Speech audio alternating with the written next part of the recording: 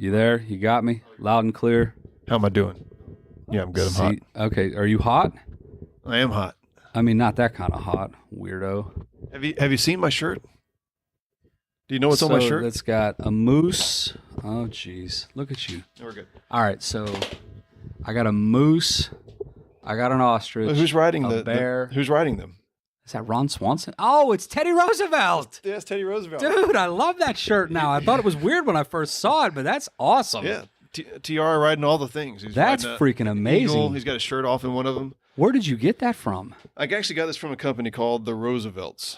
And, really? Yeah. Now, is that including Franklin Delano Roosevelt? Because he's definitely the lesser of the two. Yeah, no, I hope not. I hope not, too. I'm not sure. But, I mean, they got a lot of cool, like, catchy kind of like shirts like this. And I got this one because, as a successful business owner, I'm supposed to be eccentric now, apparently. Yeah. That's the thing. Well, you're making enough money to not just be weird. Yeah. Well, I mean, yeah, exactly. So I should be able to just kind of wear what I want. And people go, oh, look at that guy. You know, he doesn't care about his hair and he's wearing a neat shirt. He must be when rich. you walked in here, I was like, weird. But now that I see that it's TR on That's the only reason I got Random Wildlife, Yep. I'm all about it. Riding a freaking moose, sword drawn. Yeah. I wonder if the man ever actually saw an ostrich in real life. You know, I don't know. I'm sure he saw a bar. If he saw one, he probably shot it. Yeah, ostrich steaks, brother. You guys have got to check the shirt out. So maybe you need to post some pictures I'll of post some pictures of this. Yeah. This is pretty cool. Because I really like it now. Like, I didn't like it, and then you showed me the finer detail. I'll tell you what I didn't know about it when I got it.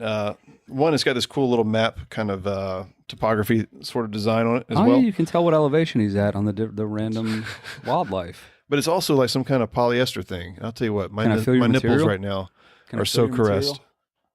Isn't that nice? Oh, that is You got nice. zero nipple chafing happening with this guy. Yeah? Yep. All right, I'm going to tell you the worst nipple chafing story in the history of nipple chafing. Okay, let's hear it. Was in Cancun, Yeah.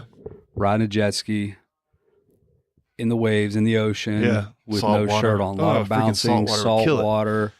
And I think the daggum life vest was made out of sandpaper, like 40 grit sandpaper. It was horrible. That was the worst week for my skin, period. Not that I really care about my skin, but because I had the nip incident, the wardrobe malfunction, if you will. Oh my gosh. And then the day I got to Cancun, I put sunscreen everywhere, head to toe. Everything was covered except my face. And literally, like, my face was burnt and peeling. It looked like I had leprosy for the rest of the week I was there. So I'm down there for spring break. I think it was like 2002. Yeah. And, trying to be a cool guy and all this stuff. And the whole thing fell apart. Yeah. Man, that's a sad story. I don't know why I told you that story. It's got funny, nothing to do with what we're doing here. No, I know, but it's a good. It'll be a good opener. Yeah. All right, so let's jump into this thing. You ready? I wish you would. Okay. Talking about your stupid skin.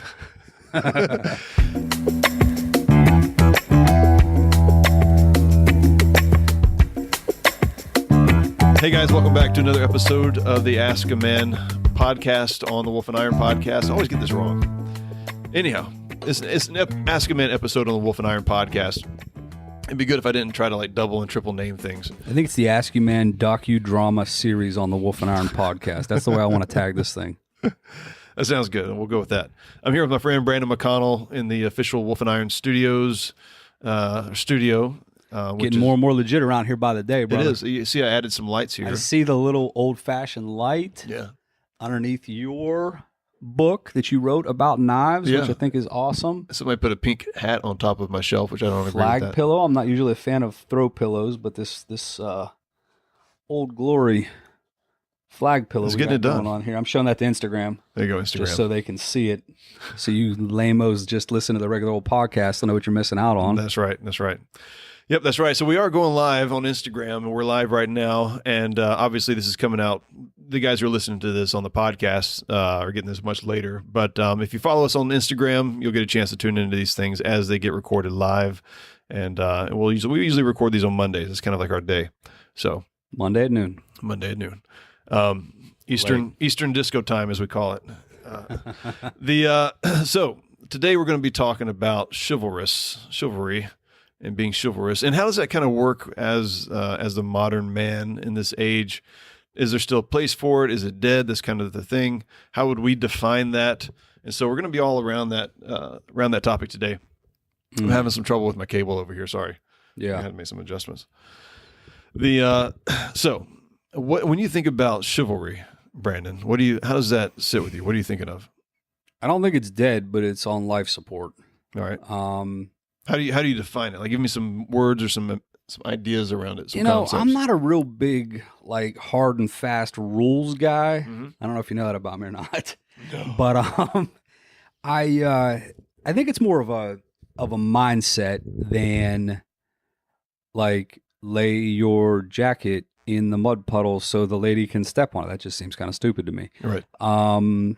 Or every time you get in a car with your woman friend, you open the door for her. There's a time and a place for that, in my opinion. I think chivalry is and needs to be a mindset because our culture has shifted a lot since, I guess women were created. So Yeah. I think it's got to be more of a mindset of, this is my woman. I care for her. I want to protect her. I want to guard her. I want to keep her safe. I want to look out for her best interest and always, do for her what I feel like I should do for her. Now, obviously, there's some guidelines. And just going back a little bit, like growing up, I had zero examples in my life of what chivalry looks like, how to treat a lady. Like my dad was, he did the best he could, but he had a lot of flaws too. So honestly, like my wife taught me a lot about chivalry because she grew up in me and my wife grew up in completely different worlds. I don't know how else to say it. So, and just she had a strong male influence as a father, and he was very chivalrous. And like, I still remember it was like our second date, and we were going to be seated in a restaurant. And I was like, oh crap, who goes first? And I walked in front of her, and I was like, that's what a defender would do. He would go and he would clear the way for any pending attackers. Like if there was some ninjas hiding in booth 7, it could happen. They couldn't get to her. Exactly. You never know what's going to happen this day and age. At a TGI Fridays, or actually, I don't know what restaurant it was, but whatever. So anyhow, we're walking through this restaurant, and I walked in front of her, and I'm thinking to myself, this feels wrong. And we sat down, and she's like hardcore. And she's like, why'd you walk in front of me? I was like, it sounds so much like Priscilla. Can I be honest with you? I didn't know. I was expecting ninjas to come out of the booth. I was looking out. I was clearing the corners for ninjas, yo. And she's like, no, that's not right. We're not in Afghanistan. I was like, okay, duly noted. Never walked in front. Well, not never, but I make it Yeah. But it's kind of sad that I grew up like that, not having any clue, just the social norms and social cues. And I still get my chops busted quite a bit from her because I don't necessarily adopt a social norm just because it's the norm. Yeah. But yeah, I think going back to the original question, it's a mindset. It's a willingness to grow and learn. And, I could have got all butthurt when she asked me, why'd I walk in front of you, and, stormed out of there and never dated her again. And right. That would have been tragic for my 4 kids. So wait, so when you told her that you were just trying to be the guy, like the defender dude, and you had good intentions about it, how did she take that as like, don't do that because I'm capable of taking care of myself? I mean, did she not see anything good about it? Or I know this was a long time ago and you guys talked about it. I'm married for 12 years. Make up something that sounds good on your behalf. That makes me sound good or makes her sound good? No, it makes you sound good. Well, the chivalrous thing would be to make her sound good and make me sound like an idiot. Which is so probably closer. You've gotten a lot better at this, apparently. See that? I'm growing, baby. What was your question? How did she respond to that when she said? I know she said, "Don't do that," or "That's not necessary." So but she knew a lot about my growing up and stuff. Like we talked on the phone a lot before we ever met in face to face. I met my wife online before it was cool to meet your significant other online. But we talked on the phone for a good bit, and she knew a lot of my growing up story and my past, and she knew that there would be challenges. And I explained it to her, and she, she's very gracious, but she's she's got standards, which still makes me wonder what the heck she's doing with me, but whatever. Well, and I'm kind of on that same line of being more of a gentleman. I guess we can kind of go into that realm, not just necessarily old school chivalry. But in terms of being a gentleman, the guy is supposed to kind of like walk on the outside of the you got to be on the side of the traffic, man. right, side of the traffic as you're walking down the road, in case I don't know, like what's that going to stop? Like a ninja drives by and tries to stab one of you, and you take it. Drunk driver jumps the curb, takes one of you out. Who you want it to be, you or her? Yeah, but I mean, I've seen it happen, dude. I know, but it's just going? Shouldn't maybe both of you should just walk on the far edge of the walkway? That'd be much more safer for both of you. Like single file. Yeah. Well, that's not very romantic, you pragmatic. But if she's in front, you can be checking things out. Well, yeah, but that's not chivalrous, though. Or gentlemanly. Well, there's a lot of nuance at this topic, isn't there? There is. This is why it gets complicated. And honestly, like when I started walking behind her, I was like, I do like this better. Exactly. That's what I do. This is a much better view than like if you're in the grocery store or something like that. You go ahead. You tell me where you want to go. Yeah. I'm just going to hang back here. No, I'm not doing that. Okay. Me and my wife decided very early on that we will never shop together. You don't shop together? Good Lord, no. Yeah, that's good. Like literally our first fight was at the mall because I was like, all right, what are we here for? List, like bam, bam, bam, let's get the hell out of here because I'm done with the freaking mall. So no, we don't shop together. Okay. Yeah. That's good. It's good that you established that early. It's boundaries, man. You got to have boundaries. We don't shop together. That's important. I mean, if there are ninjas at the mall, she's probably screwed. But let's hopefully there's some chivalrous guy around, willing to some lay down chivalrous his life. rando in Macy's. So when I think about chivalry, I guess just in kind of studying it a little bit, I think more back of the like the knights day and age when it was basically a sort of a code. Here you are as a knight. You've got all this strength. You've got this training. You've got this gallantry about you and manners and also and knowledge, really, which was important back then. A lot of people didn't have, about what's right and what's wrong, morals and that kind of things. And you're supposed to basically use that strength and that knowledge in the service of other people. Mm-hmm. Ladies in particular, because back then, especially, the ladies were, they were strong and all that kind of stuff, tough. They could fight off diseases, Yeah. But, marauders come and you got to protect the weak, right? And the weak were really the ones where you're supposed to be of the greatest use and of greatest service to. That was really the ultimate code of the knight, was to be, hey, I'm going to use my service, my life in service of other people. Mm-hmm. And that was seen as a really high calling. And it still is, I think. But translating that in today's day and age where there are not as many ninjas as there were back in the day. I don't know. I think they're just a little more clandestine than they used to be. They could be anywhere. How do I know you're not a ninja? You don't. That's kind of this whole. Sorry, point. finish your thought. I don't know if I can now. But we live in a safer day and age. There are many more conveniences than there used to be. I mean, we have automatic doors, for example. We have love those.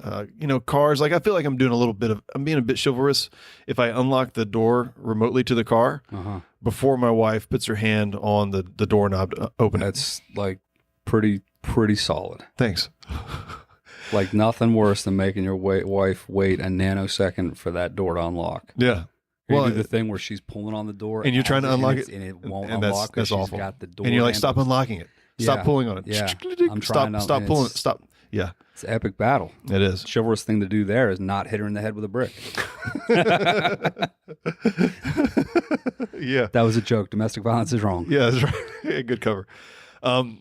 And so there are, I don't want to say there's less opportunities, but I think we have to transition what it means to be a gentleman and to be chivalrous in today's day and age to more practical, ways of doing that. I think we still, as men, need to think of women as the weaker sex, not in a derogatory sense, but in practically most terms, they usually are physically weaker. And she can't bench what I can bench, bro. That's good, because if she could, one of you guys would be sad state of affairs. I'd have to bring her in here and have her on the podcast. I know, right? She'd probably have a lot to talk about what I'm doing wrong. Let's talk about Brandon. That would be fun. You guys want to hear that? Priscilla comes in. Actually, we got to have both of our wives come in. You would actually probably be really disappointed. My wife is very edifying. Is she? Yeah, it's like she's a good lady. That's good. She doesn't tear me down like I see a lot of women doing their men. I can't stand that. Drives me bonkers. Mm-hmm. Yep. And especially we can get way off topic here. Especially the ladies that do it in front of their men, but they do it in such a, a sly but still condescending way. Yeah. Passive aggressive. Nothing makes me madder than passive aggressiveness. And the guy just sort of sits there and takes it or laughs it off or whatever, and you're just thinking, lady, Yeah. you just talked to your man that way? Like, you know what you just took his testosterone down like 30 like points. Going back a few years when I was still a cop, like you would see this all the time especially if like there were male police officers there, she'd be like making comments that was comparing him to us and like just completely running him down in front of the freaking kids right there sitting on the couch watching all this. You know, you got your mother-in-law there and she is just literally crushing your manhood and masculinity. Mm-hmm. And it's like, I got to take you to jail for hitting her, but I kind of understand. You just get fed up with it. At some point. It's, you know, there's only so much a guy can take of that just utter disrespect. Yeah. Reminds me of the book Love and Respect, or is that what it's called? I think it's called Love and Respect. Great book about marriage, about how a man's primary need in a relationship is respect. Yep. A woman's primary need in a relationship is love. Yep. And I always thought about that book when I was on those kind of calls because it was like, man, in the book they talk about you're standing on my air hose and like these women were freaking cutting the air hose with a machete. Yeah. Yep. Sorry, I didn't mean to hijack your That's commentary. okay. No, that's good. Well, you know, that kind of goes into maybe another section of this conversation about the women who don't want to receive a guy's chivalry, but I don't think we're there yet. So then, I've got a good story about that, but go ahead. Yeah, hang on to it. Go ahead. So as far as practical ways to do this on a daily basis, I think, like you said, it starts with mindset. So are these cables in the way? No. It starts with mindset. And I think we got to get to a place where, as guys, we understand that if we don't want, when we talk about serving other people with our strength and that kind of stuff, it doesn't necessarily mean we're doormats for them. You know, that we're not the guys that lay, you want to lay your coat down over a puddle instead of walking around a puddle. You know, that's your call, buddy. But don't lay yourself down over the puddle, if you get what I'm saying, metaphorically or realistically. Hop over the stupid just jump a puddle. Yeah, teach the lady. Deal. Yeah, that's what she gets for wearing heels. A nice calisthenics workout. But you know, practically, what are some ways that you think you do chivalrous things today that that you're proud of yourself for doing, and that maybe even Priscilla recognizes? On date nights, I try to open the door for her before she gets in the car. You do that. That's good. I do that. Trying to think. Like, I put you on the spot there. Loading the dishwasher is considered a really chivalrous thing in my house. I don't do it as often as she wants to, but I definitely do it as often as I think about it. I know you're big into protection. I mean, you kind of joked around about the ninjas thing, but that is a big thing for you guys, right? Yeah, no, somebody hurt my wife, I'd kill the hell out of them. Yeah. And I mean, I make no bones about it. So she feels safe around you, right? She knows. Yeah. Yeah. Yeah. Like, she's been in an experience with, different men where they had really bad tempers. I try my very hardest not to lose my temper around her. Yeah. And I don't have a real bad temper anyhow, but I can usually keep my head pretty good. But as far as like physical violence or anything like you don't ever hurt the woman that you love physically. Yep. Like, I don't know. I've always kind of been in the mindset that that's just not something that happens. But yeah, like when we're walking down the street, like you said earlier, on a sidewalk, I'm always on the outside. Yeah, that's good. And it sucks if she's on the right of me because that's also where my gun sits. So it's kind of like, all right, let's walk on the other side of the street so that I can have, you on my left side, my gun hand free. So I might be psychotic. When we sit in a restaurant, I've always got my back in a corner so that I can see the whole thing. Yeah. Because I'm always looking, I don't care if I get killed. I'm worried about her. Yeah. And, our kids and stuff like that. So I'm always on the lookout for, danger, potential threats, stuff like that. And that's just always my mindset. Yeah, I'm always looking for anything that's trying to hurt my my lady or my little bugs. Yeah, that's good. So I like that. For me, this has been a challenge, actually. So you kind of talked about how you grew up. I grew up in the South. I don't think I really had a lot of examples of gentlemanly action or chivalrousness, but I did. There are some Southern just kind of things that we do. You're from the North originally, right? Western Pennsylvania. Yeah. How long? When did you come down here? How old were you? I've been down here since I think I was 18 when I first moved down. I was down here for a year. Went back for probably 2 or 3 years, and I've been down here since I was 22, I think. Okay. I'm 30. I'm fixing to turn 38. As I say this, the assumption that I'm making is that all Northerners are dicks, and but here in the South we got things together. That's basically what I'm saying. Yeah, that's groupthink. I don't participate in things like that. But there are a lot of Southern kind of manners things. Even people who come from the North or from California, Absolutely. right? They talk about I had this. to adapt. Sir, yes, ma'am, all that kind of stuff, and there's a lot more opening doors and holding doors for ladies and things like that. Even in here. the job I'm doing now, I started in Ohio and now I'm in Virginia. You can see I it. deal with people different. Yeah. Yep. So there are some things that I do just kind of naturally, but I do that for everybody. I hold the door for it. Doesn't matter who it is, right? It's just some manners types of things. But as far as being gentlemanly, this has actually been a struggle for me because I think partially I'm a very independent kind of thinker. Yeah. Like I don't, like you said, group think. I don't participate in that. Not my jam. And even I even see my wife as a kind of an individual, right? More than I had to really try hard to see her as part of this collective called the family or my family, right? This is something I have to actually consciously think about, and same for my kids, and my boys are very much the same way. And I think, given to left to our own devices, we'd all kind of be that way. So I've actually been challenged by some other guys that would see me sometimes, me and the boys walking into church with Summer kind of trailing way behind, like maybe the last one to get out of the car. Or She'd hurry up. I mean, she'd do it. That's what I'm saying. It's a freaking minivan. Just hop out. But no, but they would say, hey, why don't you wait for your wife to come in? And I didn't even think about it. I'm like, oh yeah, I just assume she'll show up when she gets here. Yeah, she knows where it is. She knows where we sit. We sit in the same place every time. Watch out for ninjas in the bushes.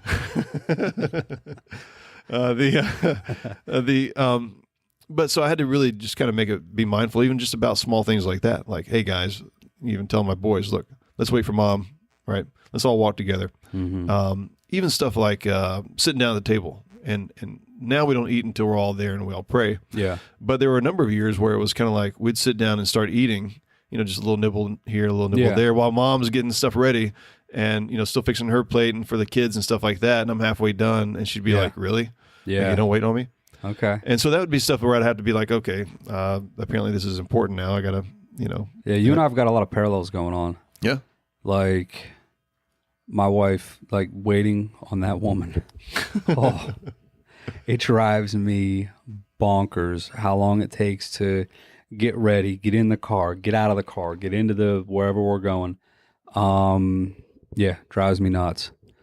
So, and now, like you said, you mentioned church. We live next door to the church that we go to. Oh yeah. So like, you could literally just be like, "Well, I'll see you over there." Well, and I do. You do. So my responsibility is to get the 3 boys ready. Her responsibility is to get her and my little girl ready. Yeah. So guys are easy, Yeah. Go find something that's not terrible, put it on, make sure your socks match, go to church. Dad's right behind. Like we go to church in waves. I send the kids first, and then, I go over, and then Priscilla and the baby shows up, Yeah. 20 minutes, half hour later. And I think that's the thing where it's not a hard and fast rule. I think this is part of knowing your wife and just kind of knowing what the dynamics in your family are. She would much rather have me go ahead and go on instead of standing there asking her how long, every minute on the minute for, the 9,378 minutes it takes her to get ready. Because you counted. Yeah. Let's jump into the kind of the issues that we're seeing, probably more in the city kind of area now, I think, where you hold a door open for a lady and you get that kind of look like, I didn't need you to do that, Yeah.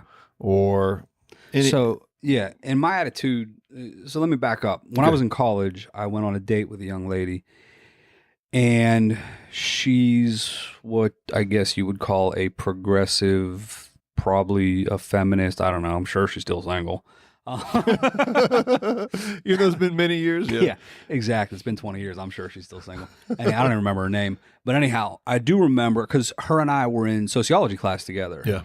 And the professor brought up dating and is it appropriate for a man to open a car door for a woman on a date? And her and I had been on a date that week. Yeah. And that question came up. And she reacted like, I don't need you to do that for me. And my response was, well, I'm doing it anyhow. Yeah. Get in. I don't change who I am. Yep. Good. To suit the whims of our culture, because it's so fickle, it's so all over the place. Yep. If I tried to keep up with everything, I would never stand for anything. I would never believe in anything. I would never be who I am as a person. And she was offended by that. We still went on the date.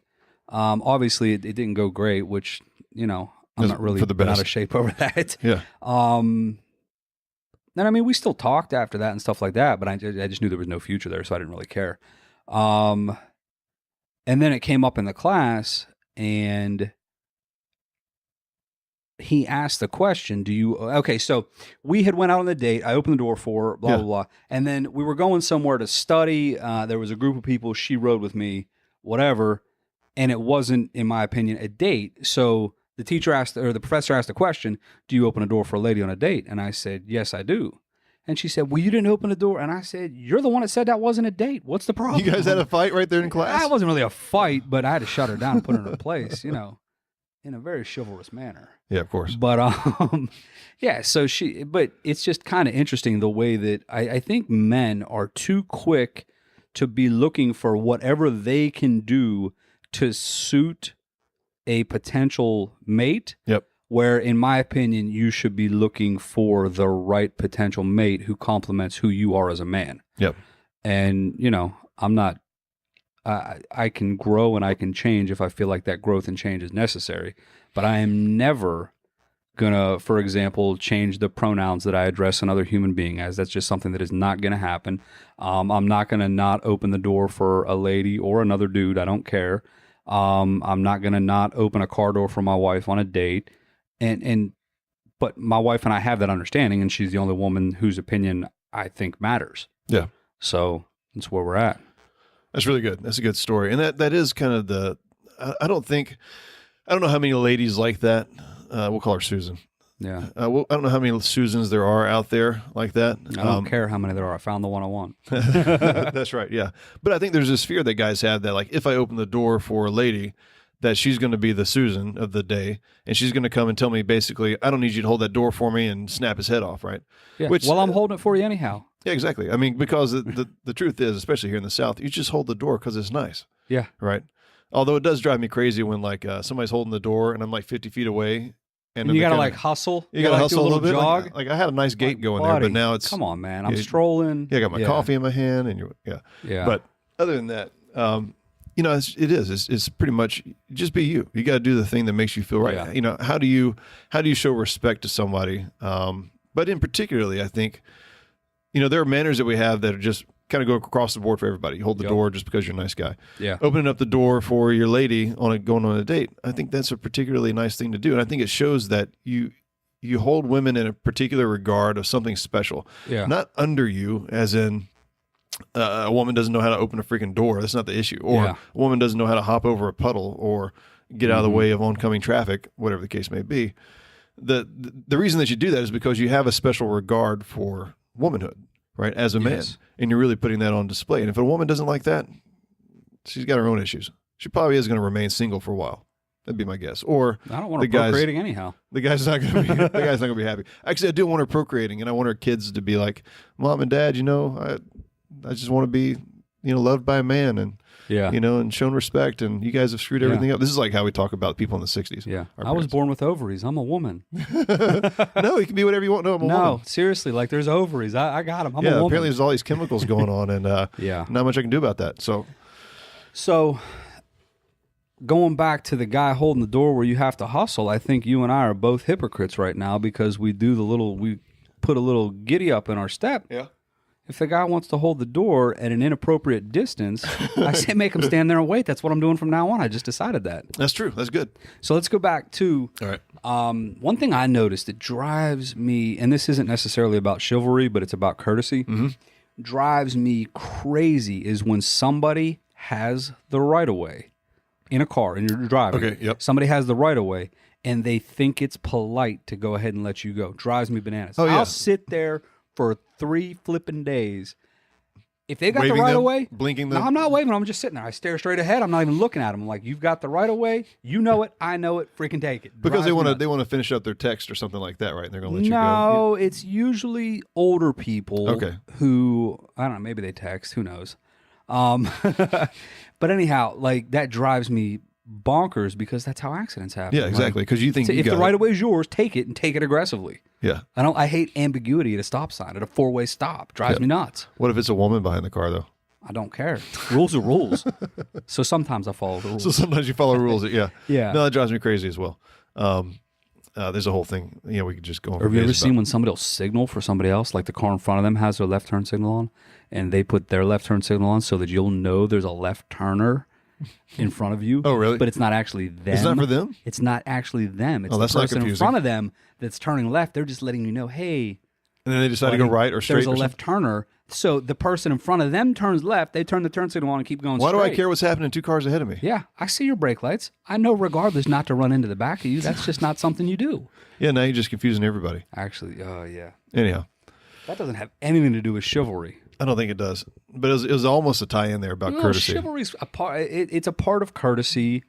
It's all society. And there is a greater kind of point here, and that is putting people above yourself, or considering people that there are other people who have other feelings and thoughts and needs and desires and on the other side of the coin, people that have absolutely no grasp of the concept that there are other people in the world. Yep. That drives me nuts too. I'm hard to please. Now I'm trying to think about the guys who are in a situation where maybe they've done the wrong thing and they've married a progressive woman. Ooh. And she is hard up on this whole thing about like, don't treat me any different than you would the boys. I got, I'm plenty, capable of taking care of myself. How does he go about kind of winning her over to the lady? I want to love you the way I love you. I think you got to go. You gotta take what she says and do exactly what she says. So if you and your boys train jiu-jitsu, choke her out. If you and your boys play tackle football, put her on her back. I mean, it's what she asked for, right? That's true. It's what she asked for. That's a joke. That's not serious at all. Man, winning a woman over to seeing the merits of chivalry. Can I tell you a funny story? Interrupt you really quick. Yeah. I was at it was actually an Order of Man meetup event. Order of Man's another podcast, and I've seen it. Ryan Mickler and stuff. I'm telling the guys on the podcast. Sorry, I thought you were talking to me. No, but I'm at an Order of Man meetup, and they're actually doing a little bit of jiu-jitsu kind of training thing there, right? Nice. Well, they started the everyone who's not evil should know jiu-jitsu. Yeah, exactly. They're starting it off with the two guys are kind of just doing the impromptu training. Everybody's kind of standing around. They're just kind of doing a demonstration. And then it's like, hey, let's just kind of try these things. They didn't tell anybody about tapping out. Important to know. One of the so we should start with. So before you choke your wife out, explain the tap out. Explain the tap out. When you start to feel lightheaded and the world starts to kind of come into like a little center. Everything is dark. Before you can't tap. Yeah, tap out, right? Yeah. And so one of the guys got choked out and just went unconscious. That's pretty funny. Yeah, that's great. So, all right. So, did you have a thought there? A good thought that I interrupted about getting choked out? No, about the guy who he's married to a lady that doesn't.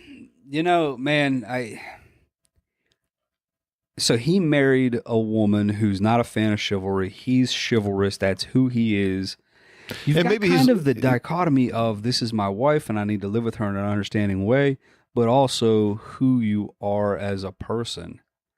And I think what I would do is I would explain to her that I do this because I love you. This is who I am. This is the way I was raised. And I understand that you might feel that makes you feel like less than, but that's not my intent. I want you to feel like more than when I do those things for you. Yeah. And I'm going to keep doing it. So you just did a cool thing there. So you gave guys that may not have had the words for what to say to their wife. You gave them some words. I think that's important. Because guys are listening to this podcast, other podcasts, and things like that, and they may not be the guy they started as. They may have been a progressive guy, and then eventually they were like, you know what? I'm not actually progressing. I'm going the wrong way. So let me get back on track here. And he wants to become a gentleman and a man's man.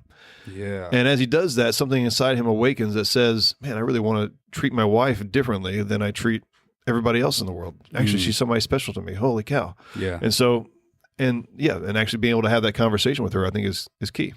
I think that's really good to just be able to say that. Yeah. It's all about communicating your intention with the chivalrous acts. Yep.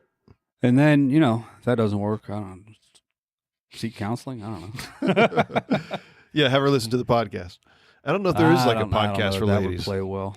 Yeah, I don't know if there's like a version of this for women. Oh, there's a version of it for Is it? women, but it's not the kind of women you and I would want to talk Oh, is it not? to. Okay. No. All right. Now, there's a whole bunch of Just angry feminist podcasts? Feminist, yeah. Yeah, I've actually sought some of that stuff out just trying to understand. And here's what I came up with. Okay. Women don't hate masculinity. Right. They're jealous of masculinity. They want to be masculine. They want to be dominant. And that's absolutely right. Yeah. Women I'm are glad you said drawn. that, because I was like, man, if he disagrees with that, we're going to have an issue. No, I think that's absolutely right. Women are drawn to masculinity because they want to take it on themselves, but they can't. And, so I don't know that they want to take it on themselves, but in the realm of masculinity, we've got a power vacuum. Mm-hmm. We've got such a lacking, and I'm sorry, you could blame the women, you could blame both, or you could blame the men. I blame the men. We've got such a society of people, men, who are coming up that are not masculine. They are not seeking out ways to grow and become stronger and better men. So the women are basically left in a situation where, like, well, freaking somebody's got to be in charge. It'll be me. Yeah.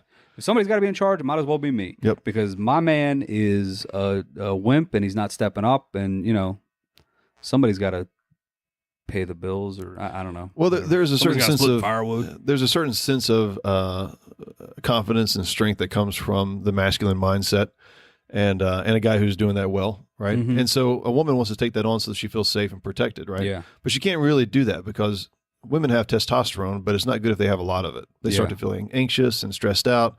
Just as guys have. And we have estrogen. Estrogen, right? Yeah. But we can't have a lot of it because otherwise we start to feel anxious and stressed out, not like guys.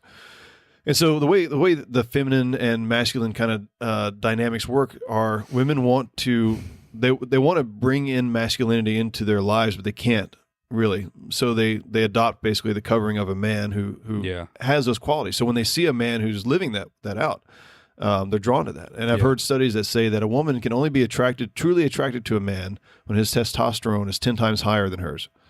And which shouldn't be hard for a guy, but today, I mean, I'm on TRT. I'm not afraid to admit it. Well, yeah, but still, but I think that's a lot of lifestyle and a lot of that is just the way guys are living today. All of us, right? We're all indoors, lifestyle related. Yep. But men are drawn to femininity because we're inspired by it. Men have the kind of the feminine muse or whatever, right? And so when we see the woman who's somebody that we need to protect and care for and grow a family with, we're inspired by that. And so in a different way, we want to bring in femininity into our life, but it's to make it kind of part of our world that we're protective over. Yeah, and I'm actually about halfway through a really good book that talks about the husband and wife. It's not about the husband and wife. It's called Unbreakable. It's a book by a Navy SEAL named Tom Shea. Mm-hmm. And the way that he and his wife relate to each other. Now, they've got a messed up life because he was a SEAL. He was away for 220 days a year. Jeez. But the way that she supported him and the way that he supported her and the way that played out in their relationship sounds like amazing. Yeah. She was like the epitome of a Spartan wife. And really cool book. So, Man. I mean, I'm only halfway through it. He might screw it up in the second half, but really good so far. That's good. Yeah, I'll check that out. And Tom's one of those guys that we know him? No, but you've mentioned him to me a couple times. Okay. And as soon as you did, I was like, I want to have this guy on the podcast. Yeah. So, all right. That's about all I got for the chivalry talk. Do you got anything else to add? Fight the power. Fight the power, brother. Stay strong. Fight the tides of our culture. And I do have something to add. I was thinking about this earlier and I didn't mention it. Yeah. The alpha feminists and the real noisemakers on that side of this equation, they've got a much bigger platform than the women who are looking for an alpha type male, a man who understands chivalry and masculinity and stuff like that. So they've got a bigger platform and a bigger megaphone. Yep. But the numbers are drastically skewed to the other side, to the women who are looking for a man's man. Yep. And I don't want, I think guys tend to just look at what they're seeing on social media and in culture and stuff like that. And they're thinking, well, crap, all women are looking for a beta man. Absolutely not the case. Be chivalrous, be a man, and you will find women who are looking for what you have to offer. That's good. Are drawn to you. Yep. Period. That's really good. A second ago, when you started out with the fight the tides thing, I felt there was like a speech coming on, and then we're going to have like a really dramatic ending. But that was still good what you just did. I feel like I wrapped it up nicely. You did. You did a good job. Now we're just back to rambling. Well, push the button, Mike. We'll ramble no more. Guys, look, I appreciate you listening in. Fellas, feel free to send us questions. You can head over to wolfandiron.com/askaman. We've got a form on there you can fill out. Just send some questions to me and Brandon. Brandon and I am Brandon. Us.